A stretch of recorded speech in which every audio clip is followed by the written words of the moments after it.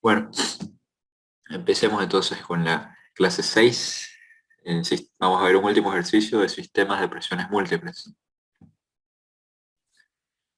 El enunciado dice lo siguiente: un sistema de refrigeración funciona con un freón 2, está equipado con dos evaporadores. El primer evaporador es alimentado por un separador de vapor parcial y su temperatura de evaporación es de -18. El segundo evaporador también funciona a -18 y está alimentado por un subenfriador de líquido.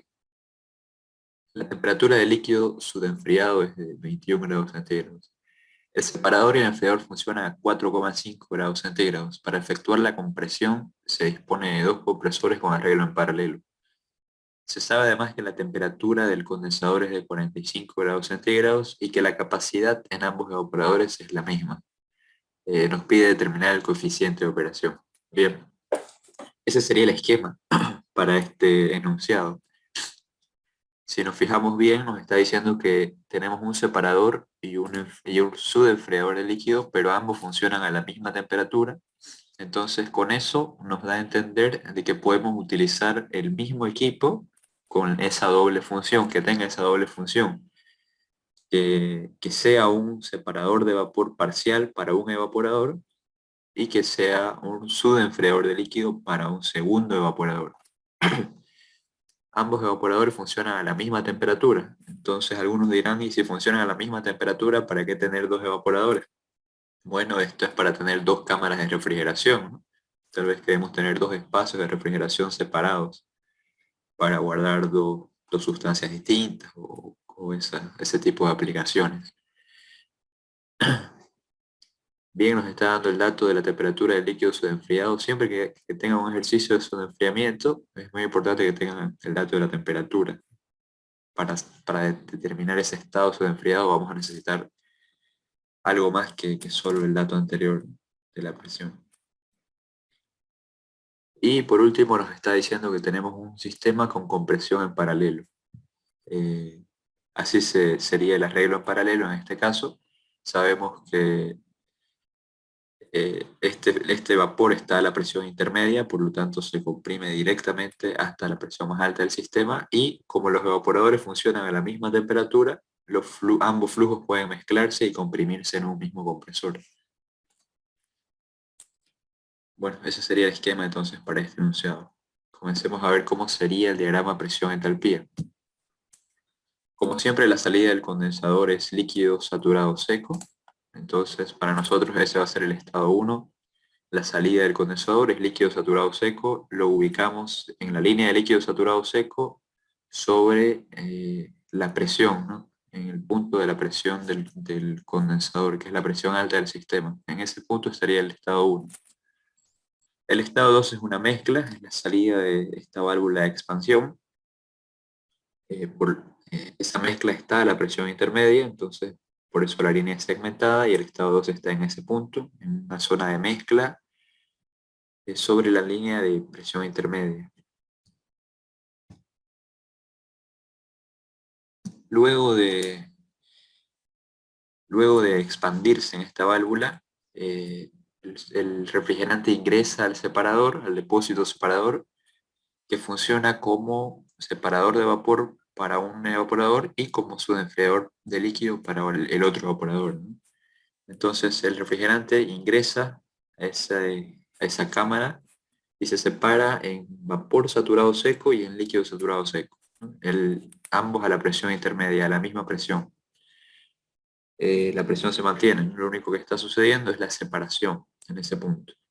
El estado 3 entonces es vapor saturado seco, está sobre la línea de vapor saturado seco a la presión intermedia, y el estado 4 es líquido saturado seco, también a la presión intermedia.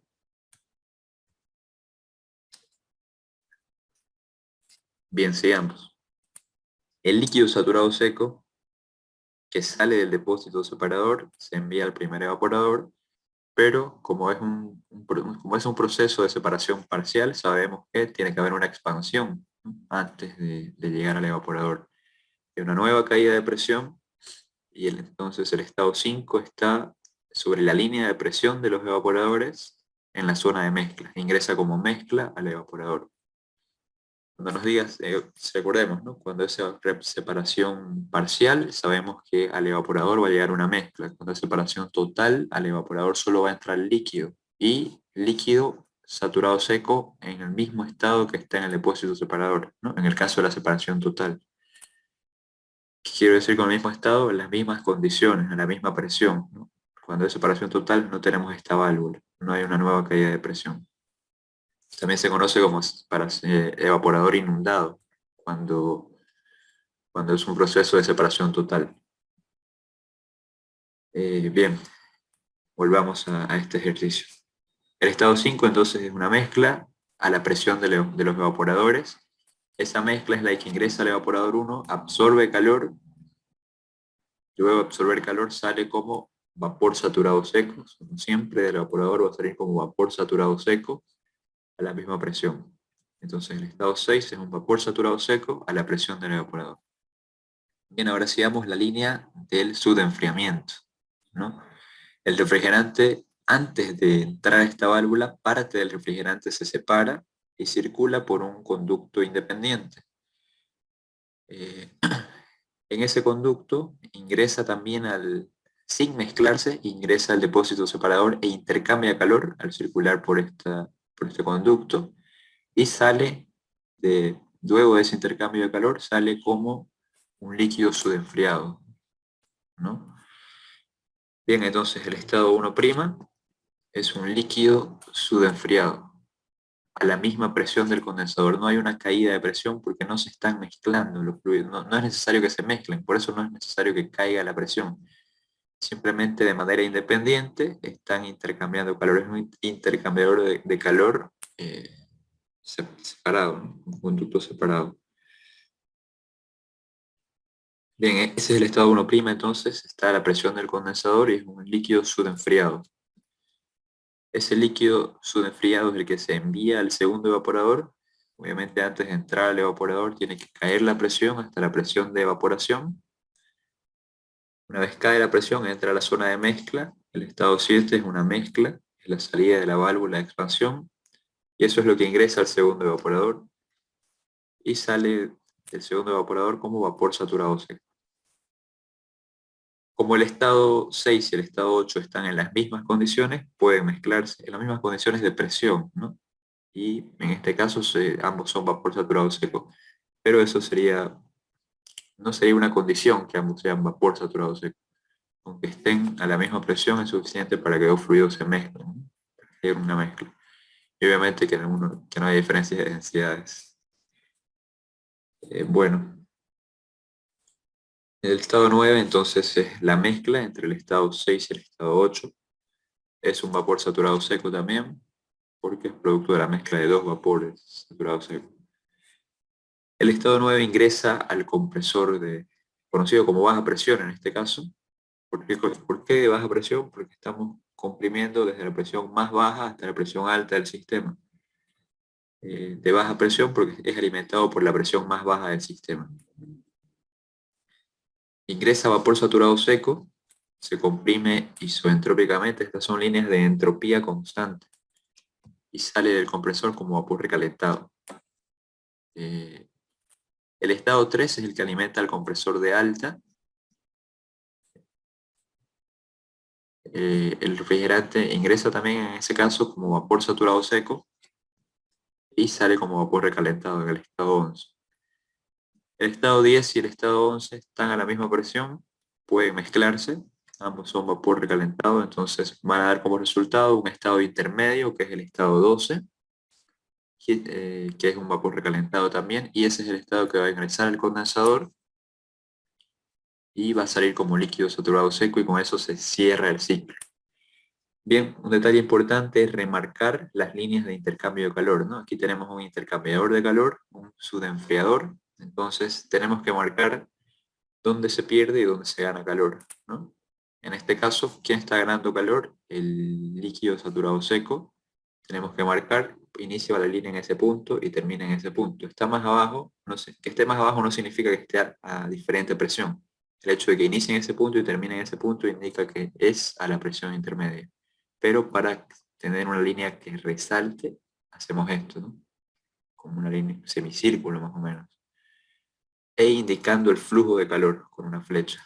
El flujo de calor es hacia la derecha, está ganando calor. El líquido se está convirtiendo en vapor, producto de ese intercambio de calor, que hace posible que este líquido del estado 1 se convierta en líquido subenfriado. Entonces, las líneas de intercambio de calor son importantes para hacer notar este proceso de intercambio. Siempre cuando tenemos un separador debemos colocar eso, ¿no? Estas líneas de acá, no, cuando Sí. tenés el subenfriador generalmente, ¿no? O el proceso de enfriamiento intermedio también vas a tener una línea de intercambio de calor. Cuando ocupas el separador para intercambiar calor, tenés que hacer este tipo de líneas que marquen dónde se está intercambiando calor, dónde está sucediendo ese proceso. Cuando hay un intercambio de calor hay que remarcarlo. El efecto refrigerante, en este caso, tenemos dos efectos refrigerantes porque tenemos dos evaporadores. El efecto refrigerante 1 es el resultado del intercambio de calor del primer evaporador y es la diferencia entre la entalpía 6 y la 5. El efecto refrigerante 2 es el intercambio de calor en el segundo evaporador y es la diferencia entre la entalpía 8 y la 7. Y el trabajo del compresor de baja es la diferencia entre la entalpía 9 y la 10. Y en el caso del compresor de alta presión es la diferencia entre la entalpía 3 y la 11. Ese sería el coeficiente de operación para este caso. Como siempre, tenemos que tomar en cuenta el flujo másico que pasa en el evaporador, en los evaporadores y en los compresores. Entonces, flujo másico 5 por efecto refrigerante 1. El flujo másico 5 es el que pasa por el evaporador 1. Flujo másico 7 por evaporador 2. El flujo másico 7 es el que circula por el segundo evaporador. Entonces, por efecto refrigerante 2, perdón.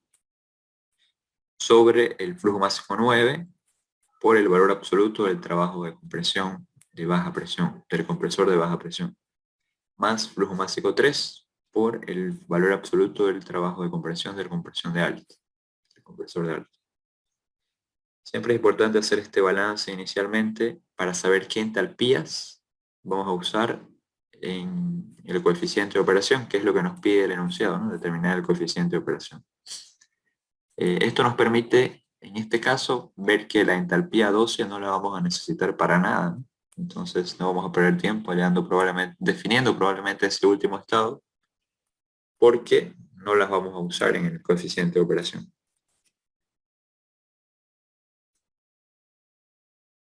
Bien, comencemos con el estado 1. El estado 1 es líquido saturado seco que sale del condensador. Entonces el título es 0. Tenemos la temperatura a la que funciona el condensador, que es de 45 grados centígrados. Está entre esas dos temperaturas que nos da la tabla, entre 37 y 48. Nos vamos a la columna de entalpía de líquido saturado seco, interpolamos y vemos que la entalpía 1 es igual a 19,1. Con eso queda definido el primer estado. Y vamos al estado 1'. El estado 1', para definir el estado 1' tenemos la temperatura de su enfriamiento, ¿no? 21 grados centígrados. Ubicamos la temperatura de 21 y leemos la entalpía del líquido saturado seco. Hacemos esto porque no tenemos tabla de freón subenfriado, ¿no? Si tuviéramos tabla de freón subenfriado, usáramos directamente esa tabla. Pero en este caso podemos hacer una aproximación. Sabemos que entrando con la temperatura, la entalpía del freón subenfriado es similar al valor de la entalpía del líquido saturado seco para esas condiciones de temperatura, ¿no? Entrando solo con la temperatura en este caso, porque es un líquido subenfriado. La entalpía 1' entonces sería 13,36. El estado 2 es la salida de una válvula, la entalpía por lo tanto se mantiene constante, la entalpía 2 va a ser igual a la 1. Para el estado 3 tenemos el título, es un vapor saturado seco a la temperatura intermedia, la temperatura de 4,5. Entonces entramos con la temperatura y ubicamos la entalpía del vapor saturado seco, 45,23. Con eso queda definido el estado 3, pero adicionalmente vemos que el estado 3 es el que ingresa al compresor de alto. Entonces es útil encontrar el valor de la entropía. 0,1658, ¿no? Esa es la entropía 3, sabemos que se va a mantener constante este valor de entropía. Y bueno, también la presión, para usar el diagrama presión-entalpía, ¿no? Va a ser útil. Entonces, con la temperatura también podemos definir la presión intermedia, es 3,63. Con eso está definido el estado 3. Vamos al 4, temperatura intermedia para el estado 4 se mantiene, es la misma temperatura, la diferencia es que tenemos un líquido saturado seco y ya no un vapor. Entonces leemos las condiciones del líquido. La entalpía del líquido es 9,59. Con eso queda definido el cuarto estado, simplemente entrando con la temperatura y leyendo el valor de la entalpía del líquido saturado seco. Vamos al estado 5. El estado 5 es la salida de una válvula de expansión. Tenemos el valor de la entalpía, 9,59, que se mantiene constante, ¿no? La entalpía 5 va a ser igual a la entalpía 4, 9,59. Por eso queda definido el quinto estado. Vamos al sexto. El estado 6 es la salida del condensador, del evaporador, perdón. Para eso tenemos la temperatura a la que funciona este equipo, que es de menos 18, y sabemos que es un vapor saturado seco, el título es 1. Entonces, con la temperatura entramos a la tabla y leemos el valor de la entalpía del vapor saturado seco, 42,92. Bien, el estado 7 es la salida de una válvula de expansión, por lo tanto la entalpía se mantiene constante, va a ser igual a la entalpía anterior, en este caso es la entalpía 1', es 13,36. Con eso está definido el estado 7, y sabemos que la salida del evaporador, que es el estado 8, está en las mismas condiciones que el estado 6, ¿no? Que la salida del primer evaporador, ambos son vapor saturado seco en las mismas condiciones de temperatura. Entonces la entalpía 8 va a ser igual a la 6 e igual a la 9, porque el estado 9 es la mezcla del estado 6 y el 8. Entonces tenemos también el mismo valor de entalpía para esos tres estados, en este caso, ¿no?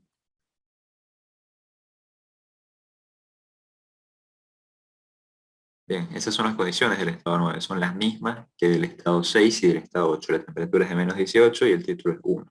Por lo tanto, la entalpía es 42,92. Bien, con eso queda definido el estado 6, el estado 7, 8 y 9. 6, 8 y 9.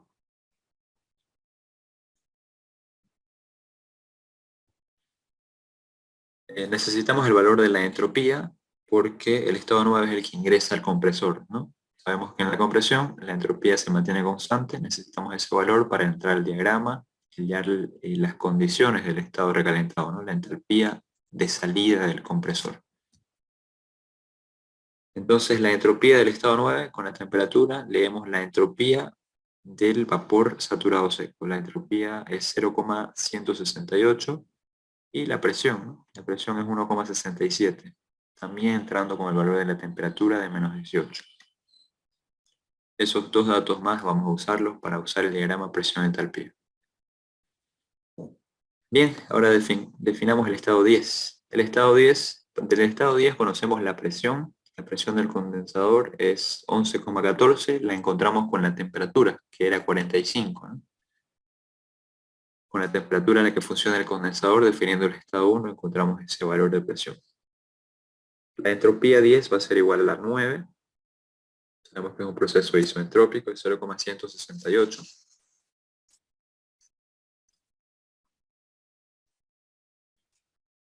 La presión del condensador, entonces, o la presión del estado 10 es 11,14 y la entropía 0,168. Usamos el diagrama presión-entalpía entrando con la presión. Primero hay que definir el estado anterior, ¿no? El estado 9 en este caso. Entramos con la presión, que es 1,67, aquí está la presión de 1,4, acá la presión de 2, la presión del estado 9 es 1,67. Y es un vapor saturado seco, está sobre la línea de vapor saturado seco. En ese punto está el estado 9. Trazamos una línea de entropía constante, de la entropía 0,168, aquí está la entropía de 0,16, aquí la de 0,17, un poco a la izquierda de la línea de 0,17, porque está casi cercano al valor de 0,17, nuestro valor de entropía. Ahí va a estar nuestra línea de entropía constante. Trazamos una línea de presión con el valor de 11, ese es el valor del estado 10, y en el punto donde se interceptan esas dos líneas está nuestro estado 10.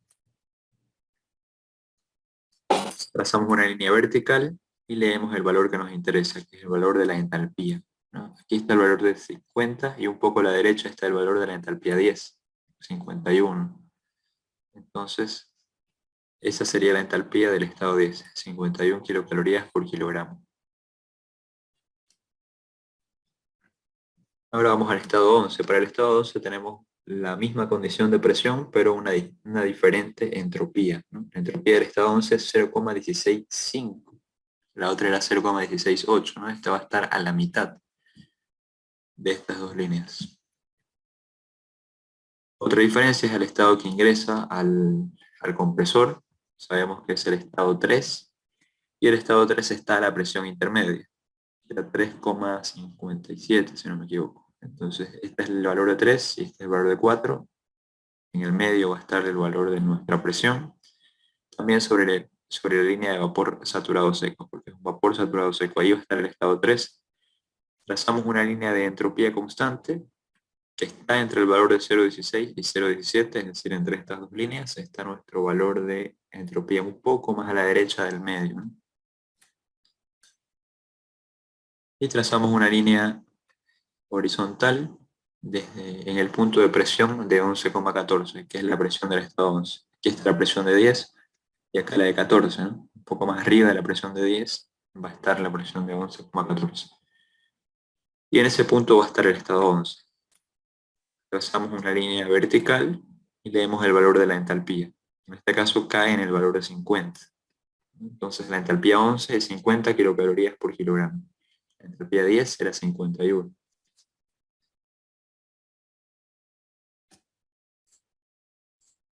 Bien. ¿Qué más nos dice el enunciado? El enunciado nos dice que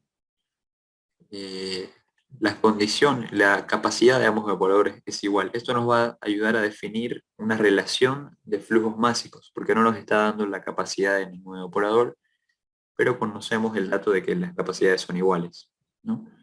Tampoco nos está dando el flujo másico en el punto 2, en el punto 10, en el punto 11, en ningún punto, ¿no? No podemos hallar flujos másicos. Entonces vamos a tener que hallar el coeficiente de operación en función de relaciones de flujos másicos, y para eso este dato es muy importante, nos va a ser muy útil. Nos está diciendo que la capacidad de ambos evaporadores es igual. Entonces capacidad del evaporador 1 igual a capacidad del evaporador 2. Esa es la definición de capacidad, la ecuación de capacidad. En el caso del evaporador 1 es flujo másico 5 por efecto refrigerante 1, y para el evaporador 2 es flujo másico 7 por efecto refrigerante 2, ¿no? Entonces podemos hallar ya los efectos refrigerantes porque tenemos las entalpías, y eso es lo que vamos a hacer. El efecto refrigerante 1 es igual a 33,33. El efecto refrigerante 2 es igual a 29,56. Entonces, reemplazamos esos valores y a partir de esta igualdad podemos hallar una relación de flujos másicos. Puede ser la relación del flujo másico 5 sobre el 7 o viceversa, 7 sobre el 5, ¿no? Eso es indiferente. Ustedes deciden. En este caso hallamos la relación entre el flujo másico 7 y 5. Es 1,127, ¿no? Podía hacer lo contrario, no había ningún problema, ningún inconveniente. Bien, ahora analicemos la ecuación de coeficiente de operación. Para definir el coeficiente de operación necesitamos el flujo másico 5, 7, 9 y 3. No podemos hallar ni un flujo másico porque no tenemos la capacidad, el valor de la capacidad de los evaporadores, o un flujo másico en algún punto que nos ayude a definir los demás en función de eso. Entonces lo que hay que hacer es hallar relaciones de flujos máximos. Como ya tenemos una relación que hallamos en base al dato de que las capacidades de los evaporadores son iguales, vamos a hallar todo en función de esa relación.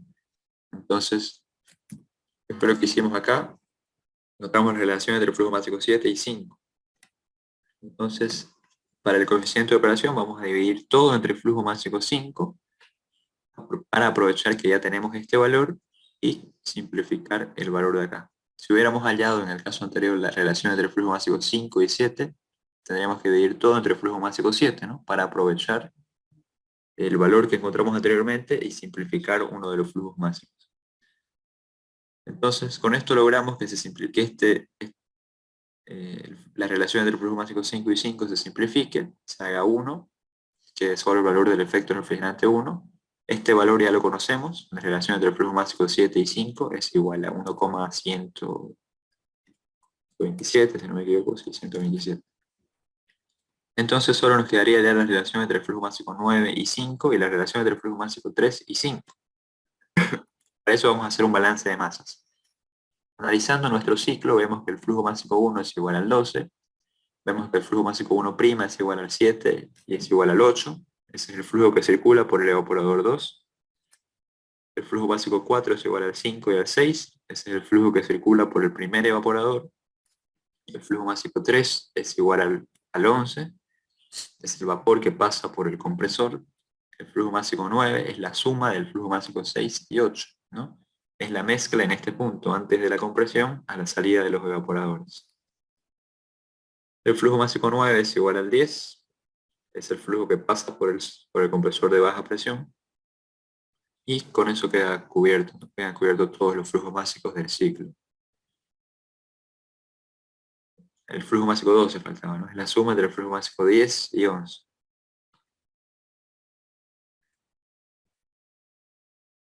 Bien, entonces como les decía, nos falta hallar esas dos relaciones de flujo básico. La relación entre el flujo básico 9 y 5 y la relación entre el flujo básico 3 y 5.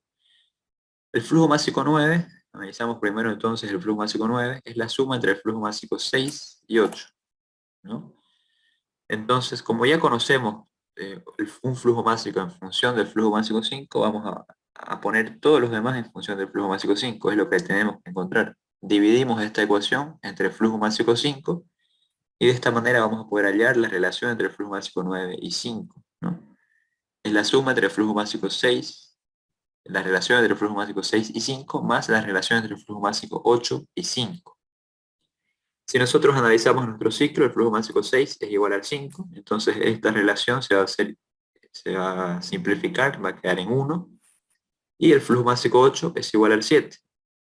La relación entre el flujo básico 7 y 5 ya la conocemos, entonces, como el flujo básico 7 es igual al 8, ya conocemos la relación entre el flujo básico 8 y 5. Directamente podemos hallar la relación entre el flujo básico 9 y el 5, ¿no? Es 1 más 1,127, que es la relación entre el flujo básico 8 y 5. Sería 2,127. Esa es la relación entre el flujo básico 9 y 5. Ahora solo nos resta encontrar la relación entre el flujo básico 3 y 5. ¿En qué punto se relaciona el flujo básico 3 y 5? Lo único que lo relaciona es su paso por el separador, ¿no? Ambos de alguna manera forman parte del proceso que se da en el separador. En este caso ambos salen del separador. Entonces hay que hacer un balance en el separador. Finalmente siempre se llega a eso, siempre hay que hacer un balance en el separador. Si analizamos nuestro sistema es antes de la separación. Esta es la frontera termodinámica para nuestro sistema. Entonces, si analizamos nuestro sistema, lo que delimitamos como nuestro sistema, tenemos una entrada y tres salidas. La entrada es el flujo básico 1 y las salidas es el flujo básico 1', 4 y el flujo básico 3. Haciendo un balance de energía llegamos a esa ecuación, flujo básico 1 por entalpía 1 igual a flujo básico 1' por entalpía 1', más flujo básico 3 por entalpía 3, más flujo básico 4 por entalpía 4.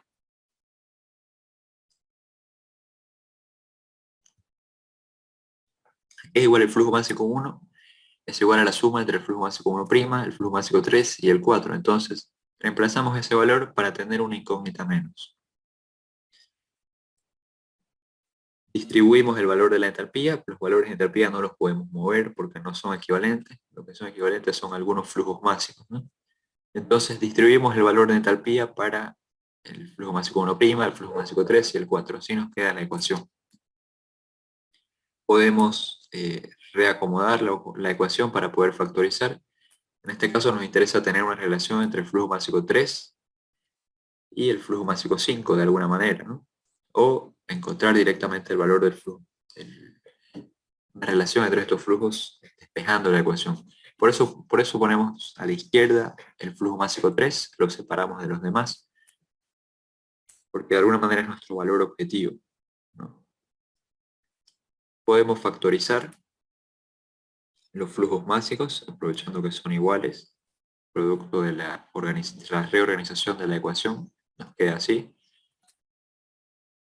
Y dividimos todo entre el flujo másico 5, porque como les decía, lo que nos interesa es hallar la relación entre el flujo másico 3 y 5. Por eso es que lo dejamos solo el flujo másico 3 en la ecuación, para hallar directamente ese valor. Y analizamos los valores que aparecen en nuestra ecuación. Ya tenemos todas las entalpías no son un problema en este caso. Y vemos, nos quedan tres incógnitas de relaciones de flujos básicos. Una que es el valor objetivo, la relación entre el flujo básico 3 y 5. Y dos, que veamos si ya conocemos. El flujo básico 1' es igual al flujo básico 7, ¿no? Entonces la relación entre el flujo básico 1' y flujo básico 5 ya la conocemos. El flujo básico 4 es igual al 5. Entonces esto se va a simplificar y se va a hacer 1. La única incógnita que tenemos en nuestra ecuación es la que nos interesa encontrar para definir el coeficiente de operación, la relación entre el flujo básico 3 y 5. Entonces despejamos de nuestra ecuación y simplemente reemplazamos los valores que ya tenemos, que ya conocemos. Ya conocemos todos los demás valores de esta ecuación. Entonces podemos hallar la relación entre el flujo básico 3 y 5, que es igual a 0,501. Si se corta, entramos un ratito más, ya estamos terminando. Bien, entonces veamos nuevamente nuestra ecuación de coeficiente de operación. Ya tenemos la relación entre el flujo básico 9 y 5, la encontramos simplemente sumando, ¿no? Bien, analicemos nuevamente nuestra ecuación de coeficiente de operación y vemos que ya tenemos todos esos valores. La relación entre el flujo básico, esta relación se va a hacer 1, ya conocemos el efecto refrigerante 1, la relación entre el flujo básico 7 y 5 ya la conocemos, también el efecto refrigerante 2, ya conocemos la relación entre el flujo básico 9 y 5, entre el flujo básico 3 y 5 la acabamos de encontrar. Solo nos resta calcular los trabajos de compresión, pero ya conocemos todas las entalpías que necesitamos. Entonces simplemente es reemplazar, ¿no? El trabajo de compresión para el compresor de baja es la diferencia entre la entalpía 9 y la 10. La entalpía 9 era 42,92, la 10 es 51. El trabajo de compresión para el compresor de baja es menos 8,08. Para el compresor de baja también ya conocemos la entalpía 3 y la 11. Entonces simplemente reemplazamos esos valores y hacemos los cálculos, ¿no? El trabajo de compresión para el compresor de alta es menos 4,77. Ambos son negativos porque están consumiendo trabajo mecánico, energía en forma de trabajo mecánico. Bien, entonces reemplazamos los valores que ya conocemos en esta ecuación para encontrar el coeficiente de operación. En este caso es igual a 3,4.